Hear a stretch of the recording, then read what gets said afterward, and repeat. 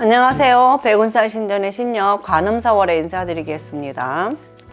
개띠와 돼지띠들에 있는 세파살과 사보살에 대해서 지금 이야기를 하고 있는 중인데요. 부부간의 시비싸움, 그 다음에 연인간의 시비싸움에 대해서 이야기했다면, 이제는 부모 자식 간, 형제지간의 시비싸움에 대해서 말씀드리려고 합니다. 이 살이 들어가면은요 싸우게 돼요. 이 살이 하는 일이 보이지 않는 이 사마라는 기운이 이 살이 들은 사람 주변을 맴돌면서 주변 사람들을 다 이렇게 긁어대는 거예요. 야, 싸워 싸워 싸워 싸워 싸워 싸워 싸워. 그렇게 싸워서 아주 괴롭히는 거죠. 그래서 세파살 있는 사람들은 싸워서 이 사람을 망해라 망해라 하게 만들고, 시비싸움 있는 사람, 또 일반 사보살 있는 사람은 싸우게 해가지고 이 망하는 전조증상을 만드는 겁니다. 그리고 이런 살이 들었을 때 제일 힘들어하는 게 부모지간의 싸움이에요. 얼핏 생각할 때 부모지간의 싸움 뭐 그까짓거 문제가 아닐 거라 생각하는 경우가 있는데, 사실은 부모 자식지간에 싸울 경우엔 부모들이 억장이 무너진다고 그러잖아요. 그동안 힘들게 너희들을 위해서 내가 희생하다시피 하고 살아왔는데, 그럼에도 불구하고 니네들이 나한테 이렇게 서운한 말을 해, 힘들어, 이런 말들이 들으면 그때부터는 이 부모들 입장에서는 눈물이 그냥 펑펑 쏟아지는 거죠. 그리고 왜 사나, 삶의 의욕까지도 잃어버릴 정도로 싸우게 되는 겁니다. 저도 저희 자녀들하고 싸울 때, 자녀들하고 싸우고 나잖아요, 삶의 의욕을 잃어버려요. 멘붕이 온다니까요. 이렇게 부모 자식 간에 싸우면은 진짜 부모들이 멘붕이 와. 그 서운함은 이런 말로 표현할 수가 없어. 근데 서운한 것보다도 그 허탈감이 있잖아요. 모든 에너지를 거기다 쏟았는데 그로부터 인한 어떤 좌절감, 처음에는 배신감이 먼저겠죠. 그 다음에 거기에 대한 허무함, 좌절감, 이런 것들이 그냥 툭툭툭툭 떨어지면은 정말 살고 싶지 않아요. 이런 경우가 많습니다. 그런 거 자녀분들이 조금 부모 마음을 이해해서 조금은 엄마 아빠 난 미안해 라고 말할 수 있으면 정말 좋아요. 근데요, 요즘 젊은 사람들 우리 세대랑은 좀 달라요. 힘들게 살려고도 안 하고 또 쉽게 살려고 그래. 그래서 사과하는 거 잘 몰라요. 잘 안 하는 경우가 많아요. 또 사주에 또 있잖아요. 2월생, 7월생, 8월생, 10월생 같은 경우에는 자존심, 외고집, 똥고집, 그냥 고집, 끝고집인 성격이거든. 이런 사람들은 절대로 사과 안 합니다. 사과 안 하는데 그 사과를 바라면 힘들잖아. 물론 부모님도 마찬가지로 이런 생일인 사람들은요, 사과를 절대 안 합니다. 그럴 때는 어떻게 해? 화해하고 싶으면 그냥 아쉬운 사람들이 우물 판다고 먼저 사과하는 겁니다. 네. 누구랄 것도 없이 먼저 사과하는 게 제일 좋습니다. 그리고 저는 이렇게 얘기해요. 물은 위에서 아래로 내려가는 게 좋아요. 그래야지 편하잖아요. 순리대로 가니까. 그러니까는 그냥 나이 어린 애들 뭘 알겠어요. 요즘 애들 인터넷 뭐로 인해서 뭐 똑똑하다고 얘기하지만 실질적으로 힘든 경험도 별로 없기 때문에 사실상 몰라요. 인터넷으로 아는 지식은 많을지 몰라도 지혜로움은 옛날 어른들만 못하거든요. 그래서 어른들이 손 내미세요. 미안하다. 요 부분은 내가 좀 잘못한 것 같다라고 먼저 인정하고 대화를 요청하는 것도 좋은 방법입니다. 근데 사람들이 화해하는 것도 용기가 필요해요. 내가 먼저 미안하다라고 말할 수 있는 거 굉장한 용기가 필요한 겁니다. 그 두 번째는, 사람들은 한 번 싸우고 삐졌는데 한 번에 화해하는 사람도 크게 드물어요. 물론 그것도 사람 성격에 따라 좀 다르겠지만, 쿨하게 받아들이는 사람도 있지만 아닌 이렇게 고집 피우는 사람들도 있어요. 쉽게 그 화해를 쉽게 하지 않는 사람들도 있어요. 성격이에요, 그런 사람들은. 근데 그런 거 어떻게 할까요? 한 번 하면 안 돼. 두 번, 세 번까지는 하라고 그래.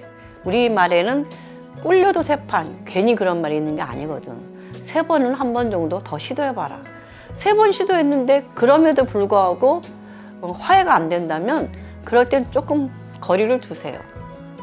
서로 간에 맞지 않는 관계일 수도 있어요. 너무나 안 맞을 경우에는 부딪히면 자꾸 싸움만 나는 관계가 될 수도 있고 서로가 득이 되지 않는 관계일 수도 있어요. 부모 자식 간도 때로는 형제지간도 있잖아요.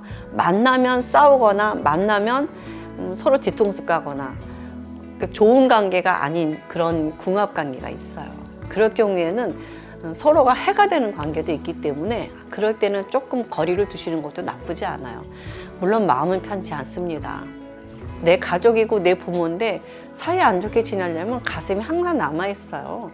부모님들도 남아있지만 자녀분들도 남아있어요. 저희 집에 상담하시는 분 보면은 부모님들 다 남아있습니다. 그리고 자녀분들도 마음 한켠에 다 남아있어요. 걱정들 다 합니다. 그러니까는 걱정하는 마음 계속 갖게 있기보다는 가끔은 손 한번 내미는 것도 좋은 방법이에요. 그래서 저 항상 얘기해요. 이렇게 명절날 이럴 때 자그마한 선물 하나 보내는 것도 좋은 방법이거든요. 우리 그래서 명절도 있고 생일도 있잖아요.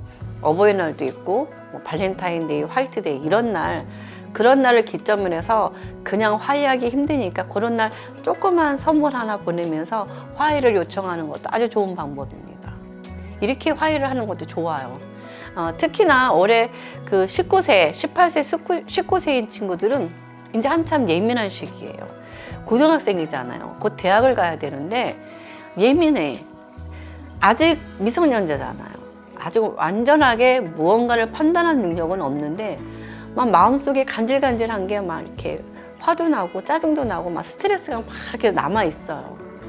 그러니까는 집에 오면은 짜증내고 화내고 투덜댈 수 있어. 그리고 또 특히나 자녀분들은 집에 오면 밖에 나가서는 착하도 집에 오면 짜증내는 친구들 많아. 왜? 엄마가 편하니까. 쟤는 나만 보면 만만한가 봐. 내가 만만해서 자식이 부모를 만만하고 얕봐서가 아니라 편해서.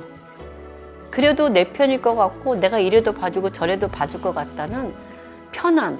어떻게 보면 소가 기대는 언덕과도 같은 거예요. 그렇기 때문에 자녀분들이 짜증내고 화를 내는 겁니다. 근데 엄마들도 가끔은 이해할 수 있어요. 이해를 하지만 참다 못 참으면 이런 살이 들어왔을 때 폭발해버려요. 그래서 싸우는 겁니다. 그래서 살이 있을 때는 의식적으로라도 참아라. 얘가 이런 살이 있으니까 내가 오래 참아야지. 아니면 엄마가 이런 살이 있으니까 내가 참아야지. 하고 피하는 것이 상책이라고 생각하시면 됩니다. 요때 18세, 19세 때 아이도 예민하지만 부모도 역시 예민합니다. 같이 가는 거니까요.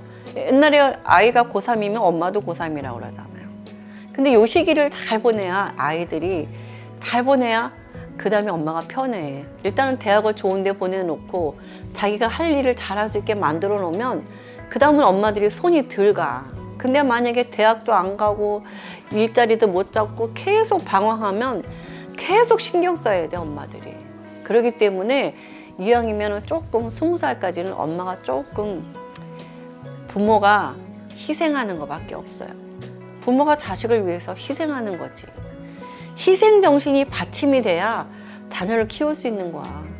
자녀한테 득을 보기 위해서 키우는 게 아니라 우리 부모님 때를 생각하고 나 때를 생각하고 우리 부모님은 나한테 어떻게 했나, 그때 나는 어땠나 한번 뒤돌아보면서 내 자녀를 한 번씩 돌아보시면 더 좋을 것 같습니다. 부모 자식 간에 싸우는 살들을 좀 잘 피해 가시는 게 좋습니다. 그러다 어느덧 이제 어머님이 이제 78세, 79세가 되면은 또 나이가 많으십니다. 굉장히 또 몸도 힘드시고 마음도 힘드실 시기니까 이럴 땐 좀 자녀분들이 또 부모님을 위해서 부모님들의 마음을 좀 헤아려서 조금 나한테 서운한 마음 가질 수도 있고 힘든 마음 가질 수도 있으니까 조금만 더 챙겨드려라. 이만큼만. 내 자식한테 열을 줬다면 하나 정도는 부모님한테 드릴 수 있는 우리 그런 정도의 효는 해야 되지 않을까 이런 생각이 듭니다. 네, 최근에 어떤 야담 이야기를 들어보니까 참 효를 다하는 그런 자녀분에 대한 얘기를 들으면서 참 따뜻하고 가슴이 훈훈한 얘기도 있습니다. 교육이라는 건 별거 없어요. 내가 부모님한테 효를 다하면 내 자녀도 보고 자란 게 그거기 때문에 내 자녀들도 나한테 효를 다합니다. 그러니까는 내가 하는 행동이 내 부모님한테 하는 행동과 내 자녀한테 하는 행동이 다 결국 내 자녀가 보고 그대로 따라한다는 사실입니다. 이게 산교육이에요. 네.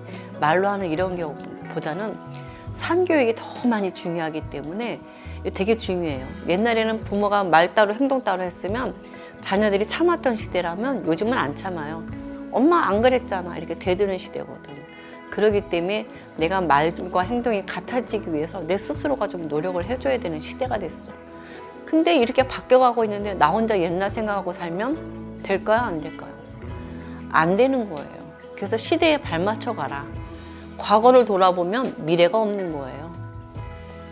너무 먼 미래를 보면 현재가 없어. 중요한 건 현실을 충실히 살면서 미래에 대한 계획을 세우는 거죠. 과거의 발자취는 흔적이고 추억입니다. 굉장히 또 중요한 부분입니다. 역사이기도 하는 거죠. 이런 것들을 생각하면서 오늘 내가 무엇을 해야 될지, 싸워야 될지 말아야 될지 그것도 조금은 한 번쯤은 생각해 보세요. 그래서 화가 나더라도 한 번 참았다가 나중에 문자로라도 야 아까 너 이렇게 한 건 좀 서운하더라 이렇게 보내는 게 차라리 날 수도 있거든요. 그러니까 방법은 여러 가지가 있는데 바로 싸운다고 화내는 것만이 정답은 아니니까 조금씩 좋은 정답을 찾아 나가는 것이 우리의 인생입니다. 하지만 이왕이면 부모 자식 간이 행복하고 부부 간이 행복하고 그다음에 형제지간이 행복하고 이웃지간이 행복하는 그런 삶이 우리가 지구를 지키는 길이 아닐까요? 감사합니다. 여기서 이만 마치겠습니다.